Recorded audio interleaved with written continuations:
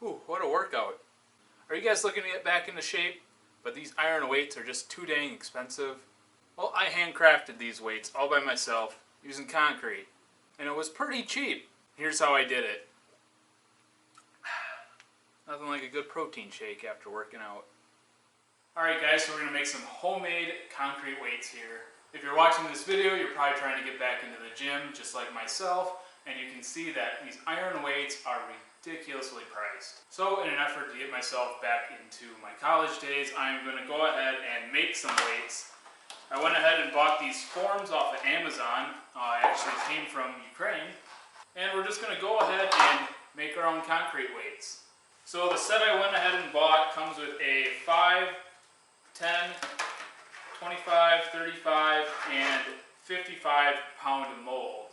I'll be honest, the 55 is kind of weird, but the cool things with these is that it only weighs as much as the concrete that you put into it. So this 55 pound mold, I'm going to end up just doing 45 pounds. I mean, I know I look pretty strong, but a 45 will do.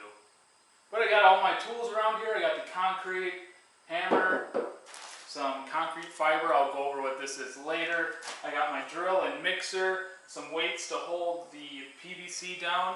I got my float over here, some vegetable spray. I'll go over why we need this too. And of course, a case of beer. Yep, that's there on purpose. So since we got all our tools, let's go ahead and start mixing some concrete. So you're probably wondering why we're out in the garage instead of down in my shop. Well, that's because concrete does contain silica dust. It's actually pretty hazardous for you, so you want to be more in an open area so you can air that out. You don't want to be breathing this stuff in. But I went with a pretty high strength concrete. This one is crack resistant. I want crack resistant because these weights are going to be moved around, kind of slammed into each other. So I want a higher quality concrete so that it'll last a lot longer. These bags might cost $1 or $2 more, but hey, if it lasts 10 more years, it's worth it. So we're going to grab ourselves our mixing bucket, open this thing up, start mixing. Ooh, is that dusty? This stuff is just add water.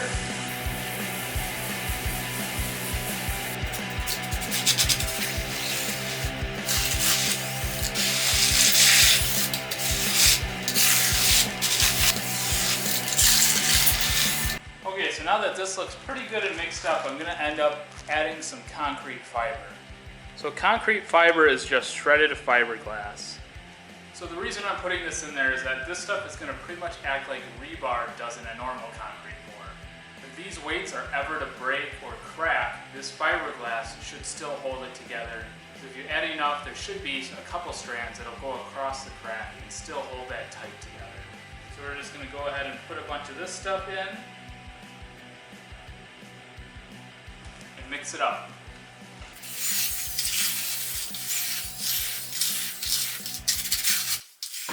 So now it's time to weigh how much concrete we got. I got a scale right here. Yes, I know I don't have a scale where I can click reset and cancel out the weight of the bucket, but I'll be honest, this is maybe 1.5 pounds. I'm okay if my weights are 1.5 pounds lighter. I just want them to be all the same weight.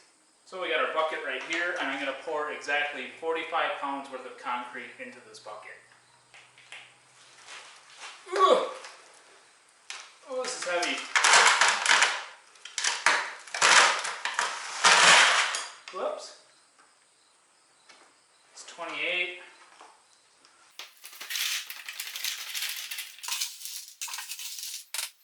Perfect. Okay, so I went up to 46 pounds just because this bucket is probably about 1 pound. So I already went ahead and cut a couple pieces of 2-inch PVC. My barbell is 4 2-inch weights. If you look at the specs of the barbell, it's actually 1.998. That way this thing will slide perfectly right on it. I already tested it out. So what I want to do is put that right in the center, and that so this doesn't move, I went ahead and I got a piece of iron that'll sit right on the top. I'm putting that there so when I pour the concrete around it, it's not pushing and sliding that piece of PVC around. So before we pour our concrete, we're going to spray a little bit of vegetable oil on here. That oil is just going to help prevent the concrete from actually adhering to the plastic. That way it'll be a lot easier to get this concrete out of this mold. You want to make sure that you mixed it pretty good so that it's pretty viscous too, but not too much.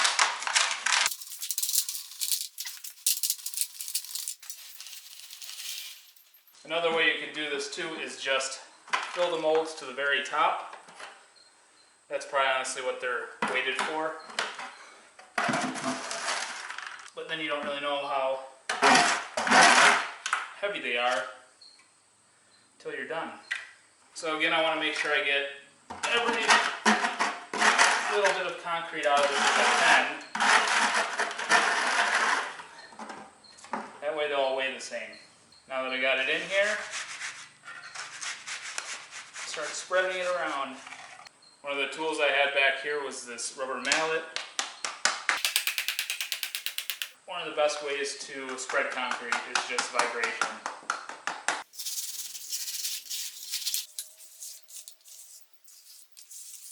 I am for sure not the best concrete finisher, but the goal is to just get it as smooth as possible. There we go. That's looking pretty good to me. We have our 45er done, so now we gotta start on the other ones. Whew. Making these weights is more exhausting than using them.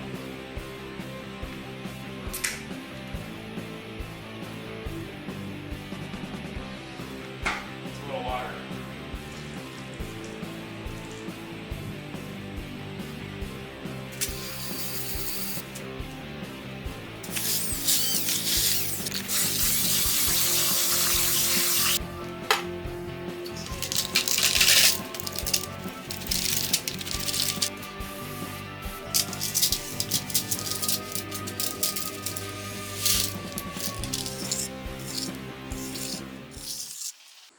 So it's the next day, and as you can see, these are nice and hard.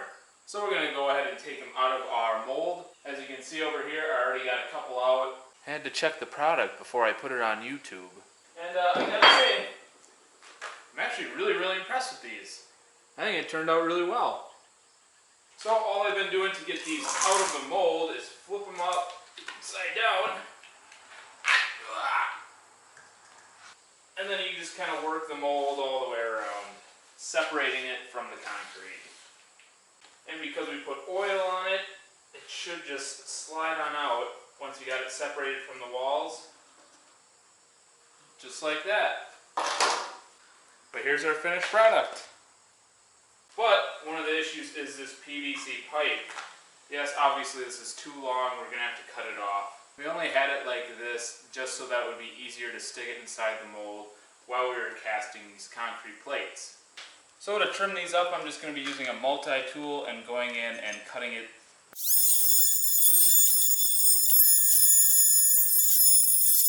And there we go, not the perfect cut, but it is cut nice and flush with the concrete. Alright guys, we got our first set done. All you gotta do is rewind this video and then we can do our steps all over again to make our second set. I'm just kidding. I ain't gonna make you do that. But I am gonna make you watch a sweet montage.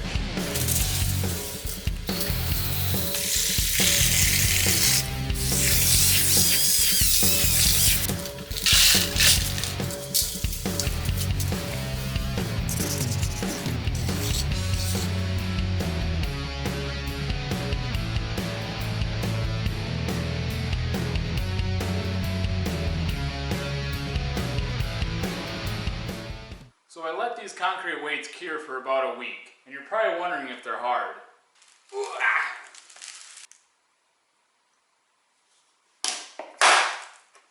Yeah, I'd say they're pretty hard. But before we get to working out, I'm going to put a coating on these. Because banging them around, you can still possibly chip them and crack them a little bit on the edges. So right here, I got a rubberized coating. This is just Flex Seal. I'm sure you've seen the commercials. So I'm just going to go ahead and give these a nice fresh coat. This is going to help rubberize the plate and actually hold it in and make sure that if it does crack, it'll stay together. I went ahead and got black, but they do have a clear spray and a bunch of other colors too, depending on whatever color you want your weights. Let's go ahead and spray some concrete.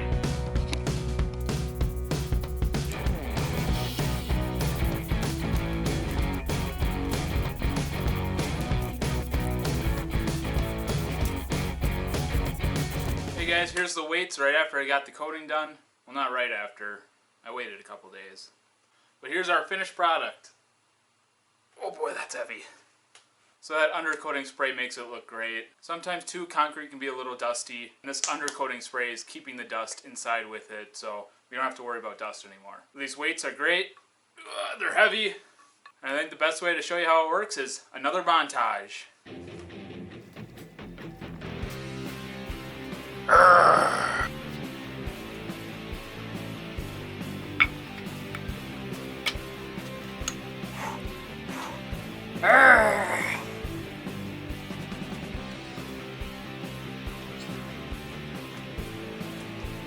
Alright, that's enough of a workout for me.